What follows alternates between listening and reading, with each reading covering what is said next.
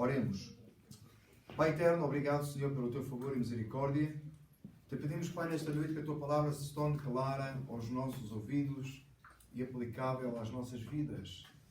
Senhor, necessitamos, carecemos que o teu Espírito Santo venha trabalhar em nós esta noite. A prática das coisas que são de cima. Senhor, como podemos nós nem entender as coisas que são de cima, mas não for o teu Espírito Santo, quanto mais praticá-las. Então, por tua misericórdia, Senhor, fala connosco, pedimos esta noite, para a exaltação tua, para a glorificação do teu nome, Jesus Cristo. Amém. 3:18. Vós, mulheres, estáis sujeitas a vossos próprios maridos, como convém no Senhor. Vós, maridos, amai a vossas mulheres e não vos irriteis contra elas. Vós, filhos, obedecei em tudo a vossos pais, porque isto é agradável ao Senhor. Vós, pais, não irriteis a vossos filhos, para que não percam o ânimo. Vós, servos, obedecei em tudo a vossos senhores segundo a carne, não servindo só na aparência como para agradar aos homens, mas em simplicidade de coração, de coração temendo a Deus. E tu, quando fizeres, fazei-o de todo o coração como ao Senhor, e não aos homens, sabendo que recebereis do Senhor o galardão da herança, porque a Cristo o Senhor servis. Mas quem fizer agravo, receberá o agravo que fizer, pois não há acepção de pessoas. Vós, senhores, fazei o que for de justiça e equidade a vossos servos, sabendo que também tendes um Senhor nos céus. Oremos outra vez, Pai. Obrigado pela tua palavra. Dirige-nos, te pedimos. Amém. Nós podemos ficar sentados, amém? No texto 2, fazendo uma rápida recapitulação. Nós estamos a estudar o capítulo 3, terminamos hoje o capítulo 3, sendo que avançámos até o versículo 1 do capítulo 4.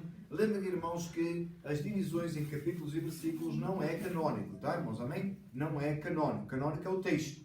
Amém? As divisões em capítulos e versículos não existiam no início. Por isso, às vezes, quando a gente divide um capítulo, a gente acha que a mudança de capítulo é o ponto final do assunto. Neste caso aqui, obviamente, Paulo continua a falar do mesmo assunto, tá? A divisão, pessoalmente, eu entendo que a divisão, capítulo 4, devia começar com perseverai em oração e não com vós, senhores, fazei o que for de justiça. Mas deixamos estar como estamos, amém, e seguimos no entendimento. Por isso, irmãos, que é muito importante, em vez de ler um versículo isolado, um capítulo isolado, ler um livro inteiro, não é? Um livro inteiro e sempre contextualizá-lo na Bíblia toda. A escola começou esta semana e com muita alegria, irmãos, eu estou a estudar este mês a introdução à teologia bíblica, tá? O que é uma bênção, não? O curso todo é teologia bíblica, mas é porque seria o início do ano agora, né? Eu que já tinha começado antes. Muito obrigado, Pedro. Introdução à teologia bíblica. E a teologia bíblica nos fala de entendermos a Bíblia como um todo e sempre enquadrar cada texto naquele contexto maior que é a revelação de Deus a nós. É muito bom entendermos isso. Quando você lê um texto, perceber onde é que ele enquadra nas Escrituras e o porquê, sendo que a revelação de Deus nas Escrituras é progressiva, tá? Quem está a ler a Bíblia todo este ano pelo app que o Tiago nos sugeriu, você está a ler a Bíblia por ordem cronológica. É importante por uma questão de conhecimento, estudo só. Porque, na verdade, a Bíblia tem uma ordem espiritual, na qual está escrita e há uma revelação progressiva nas páginas dela. Amém, irmãos? Está bem? Muito bem. Posto isto, nós estamos estudando, então nós estamos a estudar o capítulo 3, buscar as coisas que são de cima. Depois nós estudamos isso, nós falamos sobre desprezar as coisas que não são de cima, que é muito importante. Tá? Que às vezes a gente quer buscar aquilo que é celestial, mas não quer largar aquilo que é terreno. E não funciona, irmãos. Não funciona. Viver as coisas que são de cima e hoje a prática das coisas que são de cima. Paulo agora vai pôr questões práticas que servem a todos que estão nesta sala. Não há ninguém que não enquadre uma dessas categorias. E alguns de nós enquadramos em mais que uma. Então não há ninguém que hoje vai sair daqui sem recado e ninguém vai sair daqui com um recado maior que o outro. Você pode não gostar do seu. Mas ninguém vai sair daqui com um recado maior que o outro, tá? Porque todos, ninguém pode sair hoje desta sala a dizer assim, ouvistes? Porque de certeza que você também ouviu, não é? Porque nós somos bons nisso, não é? A palavra é pregada e nós ficamos a pensar, que pena que Cicrânimo Alterano não está aqui. Ou a gente fica a pensar assim, eu espero que o falar não tenha ouvido, não é? E quando a gente fala de casamentos, né, de casais, Eu gosto muito de olhar para os irmãos e para as irmãs e ver a cutucar uns aos outros, né? E a concordar com a parte errada, não é concordar com a sua, concorda com a sua, deixa o outro quieto. Amém, irmã Sandra, irmão Júlio? Amém, amém, glória. Meus amados irmãos, diz assim, o texto Paulo começa este assunto aqui falando na posição das mulheres. Diz assim, vós mulheres estáis sujeitas a vossos próprios maridos, como convém ao Senhor. Ponto final. Tá? Sem argumento, sem estender o assunto. Paulo coloca uma frase absoluta, firme, num contexto real. Né? Muita gente gosta de pegar esta frase e distorcer, né? E põe uma condicional aqui. Né? Vós, mulheres, sejam sujeitas aos vossos maridos, se o marido amar a esposa. Não é tem se, não. Ponto final, mudou de linha. Sujeição é a prática da vida cristã, de quem busca as coisas que são de cima nas irmãs. Amém? Nós vivemos numa época, irmãos, que ninguém quer ser sujeito a ninguém. Amém? E a Bíblia é muito clara neste aspecto. Amados, é muito difícil alguém ouvir o Evangelho por uma irmã casada que não seja sujeito ao marido, que fala mais alto que o marido. Eu não consigo entender que alguém espera que alguém venha ouvir o Evangelho se não existe na pessoa uma sujeição que revela. Lembre-se do propósito, irmãos. O propósito da sujeição da senhora casada é revelar a sujeição da igreja a Cristo. O assunto é sério demais. É muito sério. Não dá para ignorar. Então, esteja as mulheres sujeitas a seus maridos como convém no Senhor. A prática da vida cristã para as irmãs passa muito pela sujeição. Sempre, irmãos, tenham atenção, quando nós falamos de sujeição, não pressupõe do outro lado um machismo, não pressupõe do outro lado uma autoridade desnecessária, não pressupõe do outro lado nada disso. Estamos a falar da posição da irmã, porque já vamos atender à posição do homem. Amém? Posição de sujeição.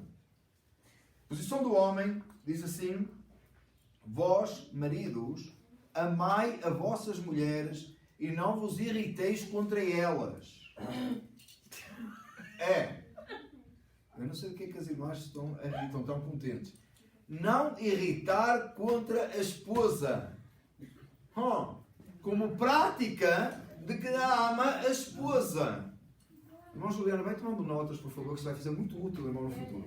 Mas, irmão, amar a esposa. Tudo isto está no culto hoje, Sónia? Amar a esposa se vê na ausência de irritar contra ela. Alguns irmãos estão a pensar assim, por isso que Paulo não tinha esposa, não é? Ele não faz ideia o que é não irritar contra a esposa, né? Mas, atenção, primeiro ponto aí, a gente nem sabe direito se Paulo teve ou deixou de ter em algum momento esposa, tá, gente? É muita coisa aí à volta disso. Uns acham que ele era viúvo por causa da questão do sinédrio, mas nem todos os cargos no sinédrio tinham que ser casados. Então ninguém sabe coisa nenhuma, não é? Eu vejo muita especulação à volta da situação matrimonial de Paulo. Todo mundo quer dar um palpite, né? Irmãos, a verdade é que nem todas as pessoas que pertenciam ao Sinédrio tinham que realmente ser casados, tá, gente? Então, a gente não sabe se ela era viúva, não diz que ela era viúva, etc. Não faço ideia. A questão certa é que a ordem que está aqui não é de Paulo, nem é o exemplo de Paulo. É a ordem divina. Amar a esposa. E nós sabemos pelo contexto aqui que este amor que está aqui expresso é um amor sacrificial de entrega, assim como Cristo amou a igreja. E por ela se entregou para a santificar. Amar a sua esposa é fazer de tudo sem se irritar contra ela para que ela seja santa. É ser capaz de dar a vida por ela como Cristo deu pela igreja. Silêncio dos irmãos.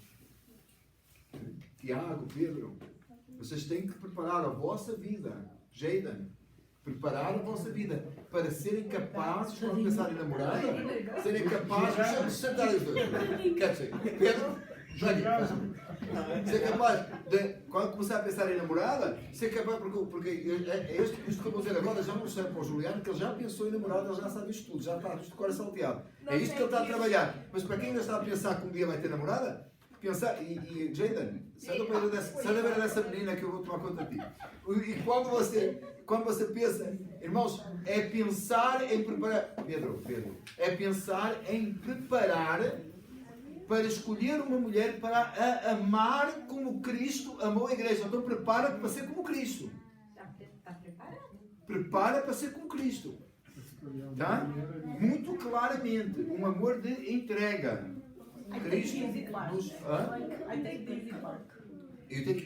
Eu acho, irmãos, se vocês gostam de comparar o papel do homem e da mulher, a mulher é bem mais fácil, não é?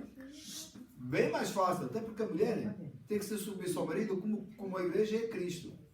A igreja não tem falha, irmãos. Mas o papel do homem é comparado a Cristo. Cristo não falha com a gente. Pensa bem, irmão. Pensa bem. Vocês agora já não vai a tempo. Eu não estou a dizer pensa bem para resolver alguma coisa. Estou a dizer pensa bem é no seu papel agora. Agora. Começar a amar a mulher e não irritar contra ela. Está a irritar muito contra a esposa? Toma um chazinho. Vai dar uma voltinha, vai tomar arzinho. Estou a falar para mim, irmãos. Só que eu não fico irritado. Não fico porque ela é muito boazinha, muito meiguinha. Meiguinha. Todos os casais têm os seus momentos. Tem ou não tem? Vai tomar um arzinho, vai dar uma voltinha. Porque não pode irritar contra a esposa.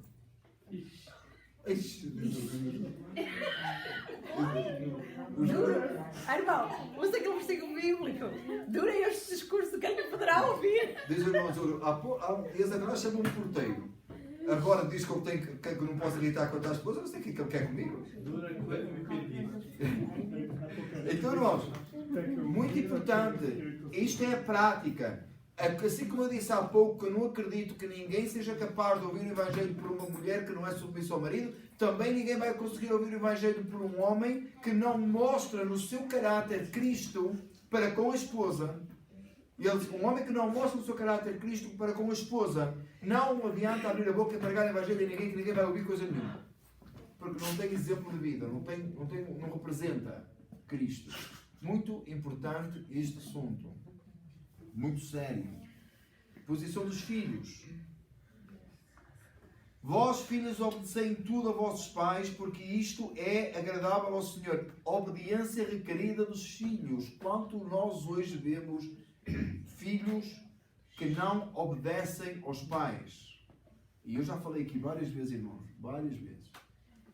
O demasiada explicação, o demasiada conversa, fiada para nada. Ordens estabelecidas para serem obedecidas. Você foi criado de uma maneira que você não cria os seus filhos assim. E agora você sofre de um problema que se chama boa educação, não é? Uma vez o Sónia mostrou uma coisa que era assim. Irmãos, essa coisa agora não se pode dizer nada à criança, que a criança tem um problema, fica com trauma, fica com não sei o quê. Irmãos, quão ridículo é. A gente ia para a escola, irmãos, e a professora tinha uma régua desta grossura, assim, de verdade. Não é brincadeira. Você sabe isso tão bem como eu. E alguns que são no tempo anterior ao meu, e se calhar era pior. E tinha uma cana grande, não é? Uma vara, e tinha uma régua mais fina que a esquina do boia doía mais. E a gente portava-se mal e ela chamava e apanhava. E a nossa preocupação quando saía da escola, irmãos, era que a mãe, no meu caso que fui criado com a minha mãe, que a minha mãe não visse a minha mão vermelha. Porque se eu chegasse a casa com a mão vermelha, eu apanhava logo. Mas aí eu apanhava a sério. Porque à partida era o que é que tu fizeste de errado na escola para apanhar. Ela nem perguntava o que é que foi. Eu a levava logo. Porquê? Porque era assumido que eu tinha desobedecido à professora na escola. Obediência. E não havia questionário. O que é que aconteceu? Explica-me o que é que aconteceu. Não havia questionário. Irmãos, eu fui criado de uma maneira que eu mexia-me na igreja. Eu chegava à casa, era certinho. Eu apanhava logo. Na entrada da porta. Minha mãe esperava até chegar em casa. Quando eu chegava a casa, apanhava. Sabe o que a gente pensa hoje?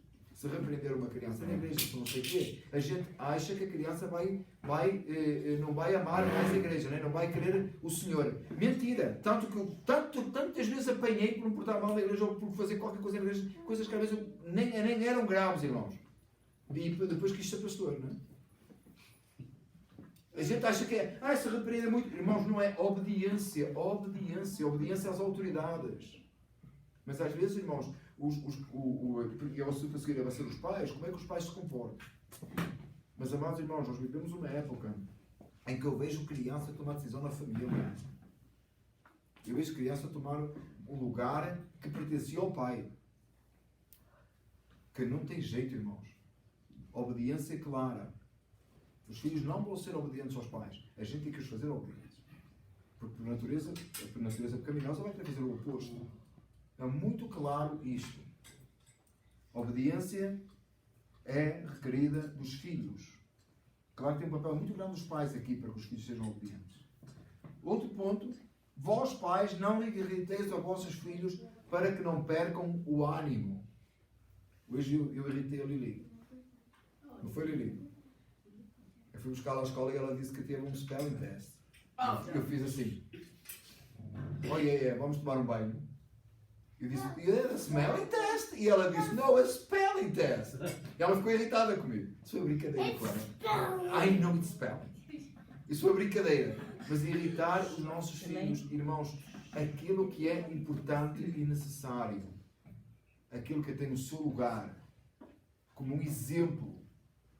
Muita gente quer que os filhos sejam obedientes, mas não consegue ter um exemplo para com eles, um lidar para com eles. Não irriteis os vossos filhos para que não percam o ânimo. Irmãos, aqui é muito claro, irmãos, eu quero deixar bem claro. As palavras não têm poder. Ok? A única palavra que tem poder é a palavra de Deus. Mas as palavras que às vezes são preferidas aos nossos filhos, elas deviam ficar guardadas. Porque estão a causar prejuízo. A palavra não tem, entenda por favor, mas a única palavra que tem poder é a palavra de Deus. Please. Palavra alguma tem poder a não ser a palavra de Deus. Essa coisa de você pensar, mas não poder dizer, isso está errado, irmãos. Isso não é nem teologia sequer, isso é uma aberração qualquer. Por outro lado, o facto de continuar a dizer determinadas coisas a crianças está a causar uma influência. Cuidado com o que se diz. Cuidado como é que se age. Né? Eu acho incrível, irmãos, é quando e tantas vezes, irmãos, a gente vê exemplos. E eu faço muita cuidado com isso. Irmãos, é não querer que os nossos filhos digam palavras ou usem expressões que a gente usa. Né? A gente não quer que os nossos filhos digam OMG, né?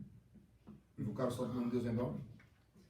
Aí a gente está numa hora assim difícil e diz, oh meu Deus! Como é que ficou? Mas como é que é? Estou-me a fazer entender, irmão? Eu estou a dar uma bem leve, né? Estou a dar uma bem leve. Na sua cabeça estão coisas bem piores, não estão? É a realidade, irmão. Uma alegria, por exemplo, irmãos, claramente, uma alegria de servir o Senhor. Uma alegria com a casa de Deus. Porque os nossos filhos têm uma alegria com a casa de Deus. Não causar prejuízo. Não causar prejuízo aos meus filhos. Uma responsabilidade muito grande. Agir como cristãos. O marido agindo como um marido cristão, a esposa agindo como uma esposa cristã, os filhos agindo como filhos cristãos, os pais agindo como pais cristãos. E a seguir tem um assunto muito complexo. Vós, servos, obedecei em tudo a vossos senhores segundo a carne, não servindo só na aparência, como para agradar aos homens, mas em simplicidade. Perdão, partindo aqui.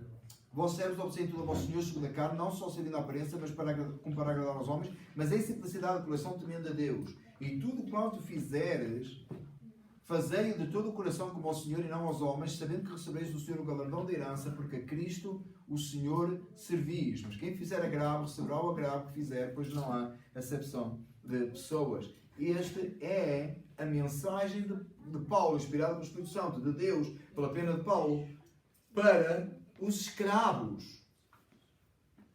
Não é para os assalariados como hoje nós somos. Era para os assalariados e os escravos servirem os seus senhores como se estivessem servindo a Deus. Fazê-lo de todo o coração, sabendo que a recompensa vem do Senhor. E se fizer agravo, se fizer coisa errada, vai receber o castigo por a coisa errada. Nós estamos a falar, irmãos, isto se aplica no seu local de trabalho. Como é que você serve o seu patrão, o seu chefe na sua repartição? no seu departamento? Como é que você age com o seu trabalho? Você é íntegro no trabalho? Irmãos, você fala mal do seu chefe aos seus colegas de trabalho? Você fala mal do seu trabalho aos seus colegas de trabalho? Você está inconformado com o seu trabalho? Você está a pecar. Você quer que eles ouçam o Evangelho e você não se comporta como um cristão grato a Deus pelo trabalho que você faz? Ser zeloso do seu trabalho? Revelando Cristo no seu empenho? É o que o texto nos está a ensinar. Como é que nós servimos nos nossos locais de trabalho? Como é que nós servimos? A pessoa que está do seu lado a trabalhar, o ímpio é mais produtivo que você? O ímpio é mais zeloso com a empresa do que você? O ímpio ouve da sua boca palavras de insatisfação com o trabalho que você faz? Você espera que ele alguma vez vá ouvir o Evangelho? Você espera que ele alguma vez vá perceber Cristo? E irmãos, e no local de trabalho, hoje, é bem fácil de fazer a diferença, sabia? Como um cristão, na maior parte dos casos, porque toda a gente fala mal da empresa, toda a gente fala mal do patrão, toda a gente fala mal de tudo. Está toda a gente insatisfeita. Toda a gente, se puder, faz o menos possível. E nós vivemos uma sociedade que é tão nos trabalhos, irmãos, a gente chama que diz que é os milénios, acho que começou um bocado antes. De gente que está ali só para picar o ponto, só para passar tempo, só para ganhar o cheque ao fim do mês, que não são capazes de ter qualquer empenho por nada. Não são capazes de sair da sua pequena caixa, de pensamento e fazer mais alguma coisa pela empresa. Irmãos, é tão fácil fazer a diferença no seu local de trabalho, porque a maioria está a fazer assim, o mundo está a fazer assim. Faça o seu trabalho com empenho. No tempo de picar o cartão, pedia ao outro para picar o cartão, pica o cartão por mim que eu vou chegar atrasado. Quem é desse tempo que picava cartão, E alguém telefonava e dizia, olha, eu estou atrasado, pica aí o cartão por mim. Ninguém é desse tempo, gente. Tem, mas tem, estava a ficar, mas senti velho. Tem mais, ok, mas senti velho, gente. Hoje já não existe isso, Hoje agora é eletrónico. Por que é eletrónico? Porque todo mundo ia fazer isso, essa história do cartão. Hoje, Hoje até com o olho, Você põe lá o olho na máquina, Ele lê, faz a leitura ótica. Não é que é com a mão, mas tem. Amados, quantas coisas, amados. É tão fácil fazer a diferença no local de trabalho. À partida você entra no local de trabalho, a maioria das pessoas que trabalham ali são ímpios. Que bom testemunho você pode ter, que a diferença você pode fazer. Lembra-se, quanto mais trevas, mais a luz brilha. Nos nossos locais de trabalho, fazendo a diferença para a honra e glória do nome do Senhor. Servindo como ao Senhor e não aos homens. Fazendo o melhor que você puder. Você sabe a história, O fulano lá, o sapateiro que converteu, foi ter convertido Lutero e disse, o que é que eu posso fazer por Deus? E ele disse, vai, faz o melhor sapato que tu puderes e venda a um preço justo. O que é que ele disse? Ser um exemplo na tua profissão. A gente pensa que o nosso campo missionário, no domingo vamos falar sobre isso, que o nosso campo missionário é lá não sei onde, não sei como. É nas coisas mais simples da nossa vida. Cada vez que você sai da sua casa para ir para o seu local de trabalho, você tem um campo missionário ali mesmo. Para fazer uma diferença ali mesmo. Você foi chamado para fazer diferença. Para ser um exemplo. Representando o reino dos céus. Fazendo o que é correto. Agindo de uma forma correta. Sabe uma coisa, irmãos, que nós nos preocupamos em casa, e de certeza que todos os cristãos se preocupam com isso. Quando vem a ficha das notas dos seus filhos, tem uma parte para comportamento, não tem? Tem aquela parte de comportamento, é aquela primeira coisa que o crente se preocupa, Como é que o meu filho se comporta na escola? Lá não diz se é cristão ou não, a não ser que fosse uma escola cristã, senão vai dizer várias coisas, E você vai por ali abaixo e vai ver como é que o meu filho se comporta. E se tivesse uma forma assim de classificar o seu comportamento no seu local de trabalho? Quando você faz o review, Comportamento. Tem um comportamento cristão? Deus nos ajuda a não ficar envergonhados. Uma vez há muitos anos atrás, irmãos, eu tinha um chefe ele mudou muito. Aliás, ele hoje é elder, ele hoje é ancião numa igreja, não sei exatamente o que ele é, mas ele hoje é ancião numa igreja. Mas ele era muito sério, não se ria por nada. Era muito sério. Hoje não é tanto assim. E eu sempre tive um jeito assim mais, envergonhado, como vocês sabem. Eu só fazia. E brincava aqui, ali, acolá, e de vez em quando eu olhava para ele. E eu pensei assim: eu acho que ele não gosta muito disto. Ele deve pensar que eu sou o bobo da corte aqui. E chegou o meu review, não é? Chegou o meu review, eu sentei com ele, não é? E a minha vontade era fazer um monte de brincadeira e tal, não sei o quê, mas eu sabia que ele era sério. Com ele não fazia brincadeira, eu fazia brincadeira com todo mundo, com ele eu não fazia, porque eu sabia que ele era sério. Mas eu pensei assim: vai sair essa história, vai sair essa história. Aí eu sentei com ele e numa das classificações dizia assim, que eu conseguia criar um bom ambiente de trabalho agradável. Amém. E eu li aquilo no meu review e eu disse: ai, agora é que vai ser. Agora é que vai ser. Gente, eu estava com receio o que é que aquilo estava a produzir. Estava mesmo, irmão. Por acaso eu estava, eu disse assim, não é que era uma brincadeira, não é que o dia era uma brincadeira, mas se a gente puder levar um dia de uma forma agradável e puder, né? Bem, mostrar que está feliz com o trabalho, alguma coisa, mas eu estava preocupado o que é que ia sair dali. Eu estava a pensar assim: o que é que ela acha disto? E hoje até nós brincámos muito, eu e ela. Hoje eu não estou diretamente reporting to him, mas a gente até brinca muito. E até hoje é uma pessoa diferente. Mas naquela época eu estava preocupado com esse assunto. Irmãos, como é que as pessoas veem o seu local de trabalho? Como é que as pessoas veem o seu trabalho? O seu local de trabalho é limpo e organizado? Outra coisa muito importante, irmãos, parece uma coisa uma coisa idiota. Hoje não estou normal, mas é a prática das coisas que são de cima. Você pertence a um reino celestial, o seu local de trabalho representa esse reino celestial? Está limpo e organizado? Ou é uma bagunça que ninguém se entende? Quando alguém precisa de alguma coisa de si, vem ter consigo, você é educado a falar? Se você trabalha com e-mails, você responde aos e-mails das pessoas? Ou ignora o que as pessoas repetem? Quando alguém chega à sua beira, você tem uma postura, você fala para as pessoas?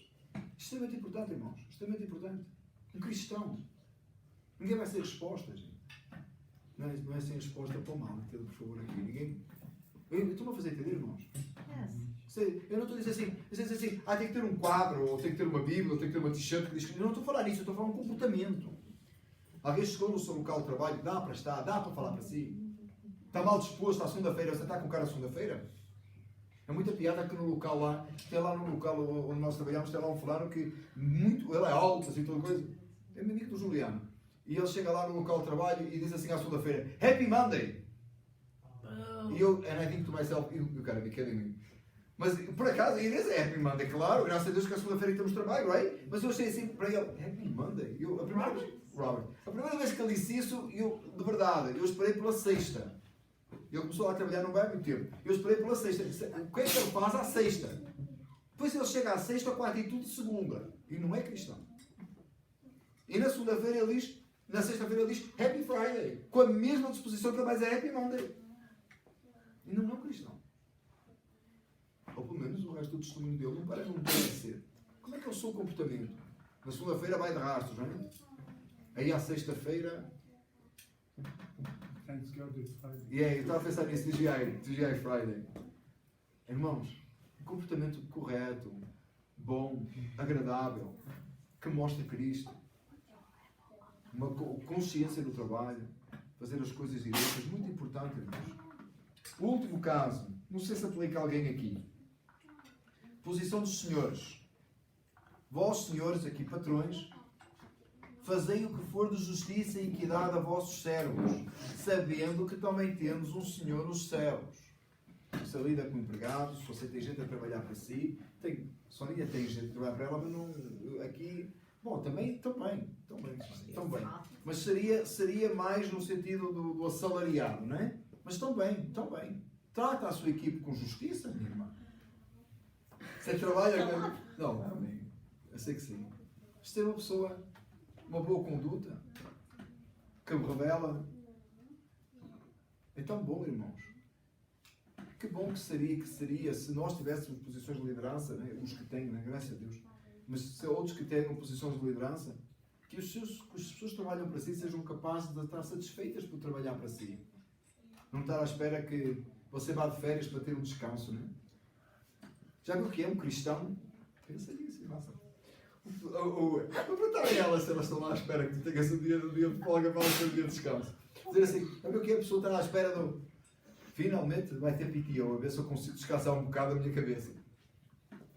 E ser um cristão? A pessoa que trabalha consigo, ou a pessoa que trabalha para si, a pessoa está contente com o seu testemunho, a pessoa gosta, você é justo naquilo que você faz. É extremamente importante, irmãos.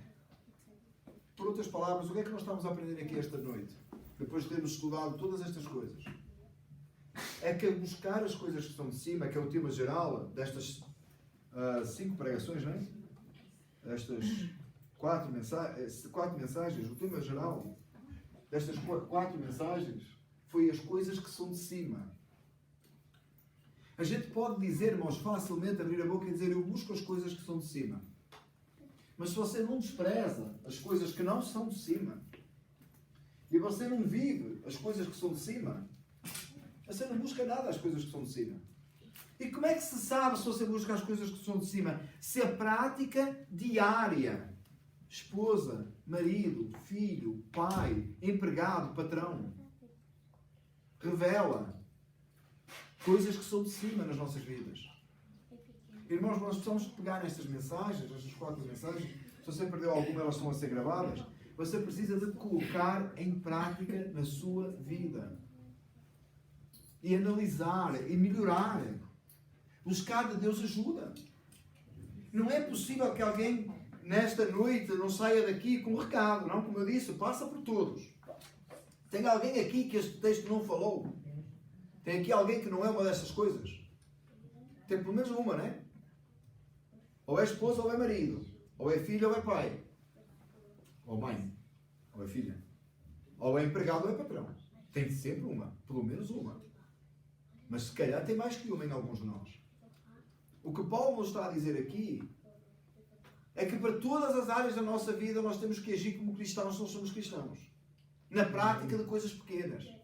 Eu falei de exemplos práticos no nosso dia-a-dia para nós percebermos, irmãos, que é exatamente nessas coisas que se vê o nosso cristianismo. Você quer abrir a boca e falar de Deus e as pessoas perceberem que Cristo está em si? Comece por aperfeiçoar a sua vivência diária nas coisas mais simples.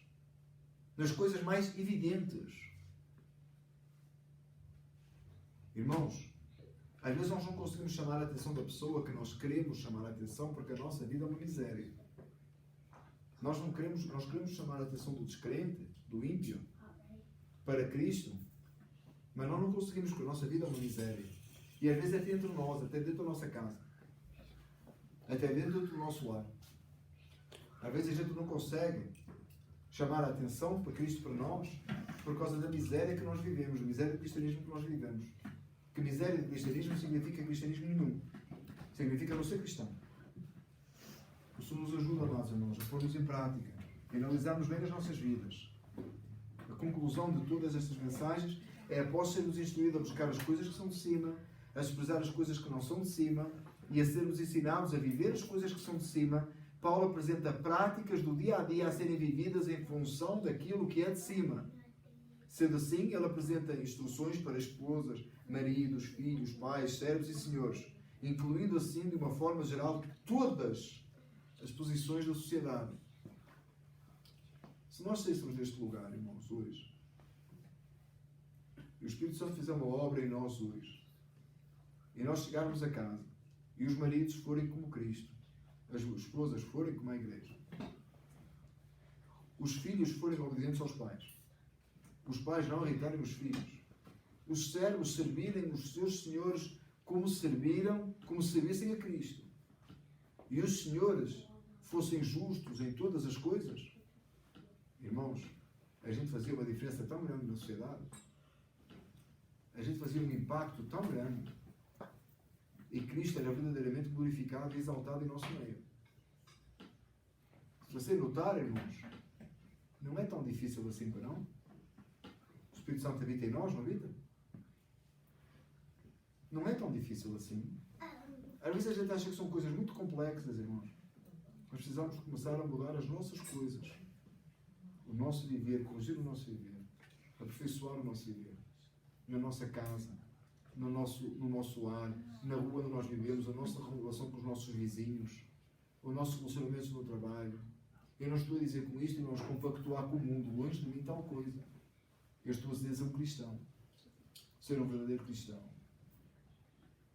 A nossa forma, a forma que nós dirigimos o nosso carro, a forma que nós nos dirigimos à pessoa que nos atende, quando estamos com pressa e quando não estamos, a forma como nós ouvimos alguém que tem um problema, a forma como nós oramos por alguém. Se nós fizermos isto, irmãos, praticarmos verdadeiramente as coisas que são de cima, nós veremos o nome de Deus ser glorificado e muita coisa começar a mudar à nossa volta. Amados irmãos, é muito fácil dizer, eu busco as coisas que são de cima. Da próxima vez que você disser isso, ou você gostar tanto deste texto que fala de buscar as coisas que são de cima, pense na prática delas. E leve a sério o que você está a dizer.